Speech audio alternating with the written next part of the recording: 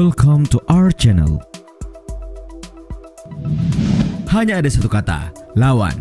Demikianlah penggalan puisi Wiji Tukul yang menjadi duri dalam daging terhadap rezim Orde Baru. Bahkan hilangnya aktivis HAM ini masih menjadi misteri hingga hari ini. Pertanyaannya, seberapa berbahayakah seorang Wiji Tukul hingga ia mesti dihilangkan? Nah, untuk itu berikut ini akan dibahas sepak terjang seorang Wiji Tukul yang telah dirangkum oleh channel Data Fakta untuk kamu. Tapi sebelum lanjut, kami ingatkan kembali untuk subscribe channel ini dan aktifkan lonceng notifikasi kamu untuk mendapatkan video edukatif dari Data Fakta.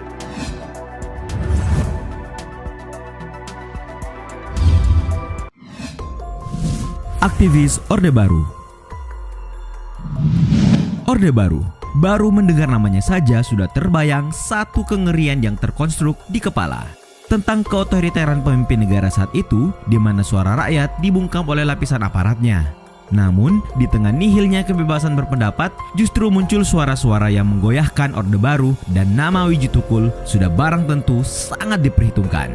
Ya, bukan rahasia lagi. Sosok yang bernama asli Wiji Widodo ini merupakan salah satu aktivis yang hilang pada Mei tahun 1998. Karena itu, bisa dipastikan ia tidak pernah absen dalam menyuarakan kepentingan rakyat. Beberapa yang dimaksud yakni ketika Tukul menentang pencemaran lingkungan oleh pabrik tekstil PT Sariwarna asli Solo di tahun 1992. Pria kelahiran 26 Agustus 1963 ini pun pernah memimpin aksi petani di Ngawi, Jawa Timur, dan terus berlanjut akhir tahun 1995 menjadi penggerak demonstrasi besar aksi protes karyawan PT Sritex. Aksi kala itu berbuntut pemukulan yang mengakibatkan luka parah di mata kanannya.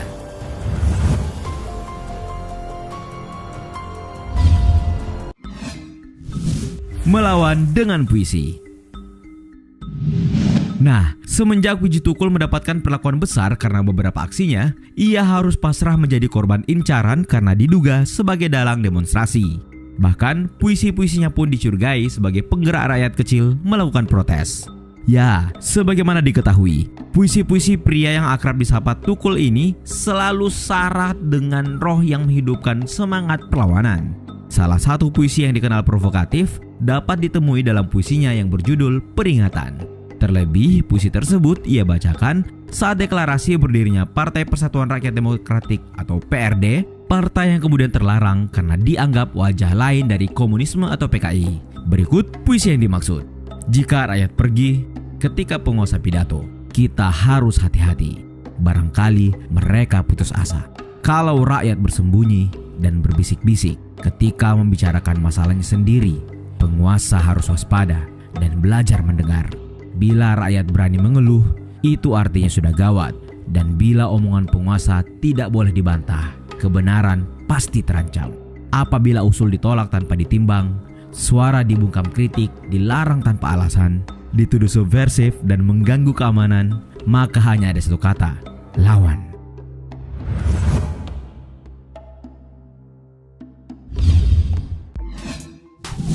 Penggerak Jaringan Kerja Kesenian Rakyat atau Jaker. Kenyataan bahwa seorang Wiji Tukul melawan dengan aksara adalah jalan yang ia pilih.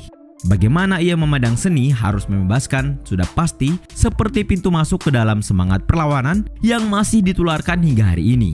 Faktanya, Tukul memang merupakan salah satu penggerak Jaringan Kerja Kesenian Rakyat atau Jaker yang kemudian dijadikan sayap kanan PRD, di mana dirinya didapuk menjadi Ketua Divisi Budaya. Nah, di mata Orde Baru sendiri, Jaker adalah lekra yang menjadi organisasi sayap kanan PKI. Sehingga dirasa sangat wajar jika Tukul menjadi sasaran untuk dihilangkan oleh Orde Baru. Bahkan, orang-orang meyakini bahwa puisi-puisi Wiji Tukul sudah seperti bensin yang mampu menyulut api perjuangan.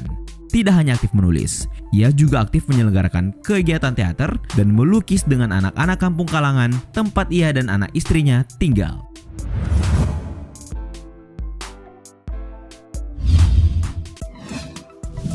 Menerima penghargaan. Bagi kalian yang akrab dengan sosok Wiji Tukul, pasti sudah sangat familiar dengan beberapa puisinya, semisal Peringatan, Sejak Suara, dan Bunga, di mana ketiganya begitu populer dan menjadi sajak wajib dalam aksi-aksi massa. Dan penting untuk diketahui bahwa Wiji Tukul juga memiliki beberapa prestasi, diantaranya sempat diundang membaca puisi di Kedubes Jerman di Jakarta oleh Goethe Institut pada tahun 1989. Kemudian pada tahun 1991 ia tampil ngamen puisi pada Pasar Malam Puisi Erasmus Pusat Kebudayaan Belanda Jakarta. Serta masih di tahun yang sama ia memperoleh Wartime in Courage Award yang diberikan Wartime Stichting Belanda bersama Wes Rendra. Nah, meskipun sosoknya hanya tinggal nama, namun pada tahun 2002 ia juga sempat dianugerahi penghargaan Yap Thiam Hien Award.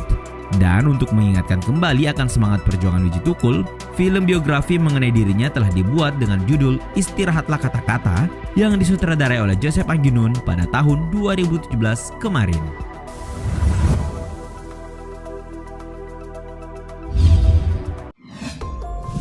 Si Gila Baca dan Pemberani.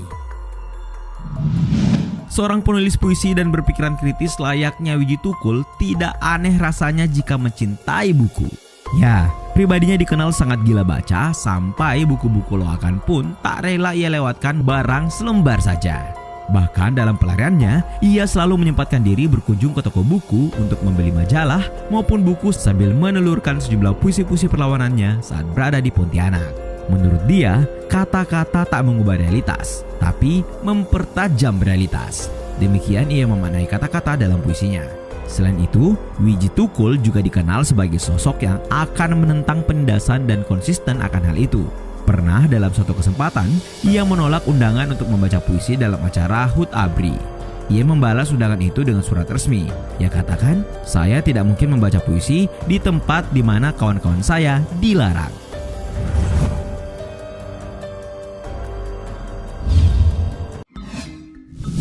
Hidup dalam pelarian.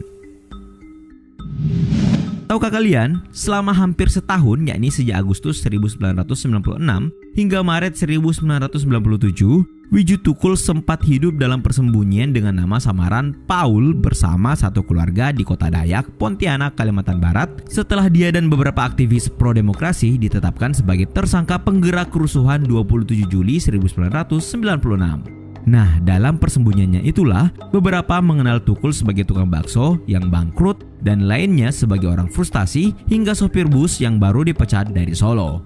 Berdasarkan rilis viva.co.id 24 Januari 2017, edisi wawancara khusus dengan keluarga yang menampung Tukul, Martin, diketahui bagaimana perjuangan Tukul dalam pelarian. Bahkan dalam satu waktu, foto Wiji Tukul muncul di majalah Detak, namun diatasi oleh Martin dengan mengatakan bahwa orang yang ada di foto tersebut adalah kembaran dari Paul.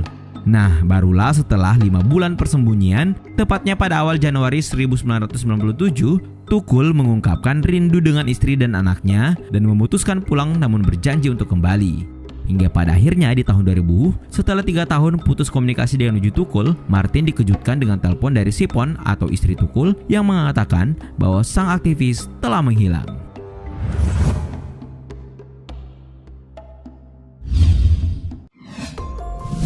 Menghilang.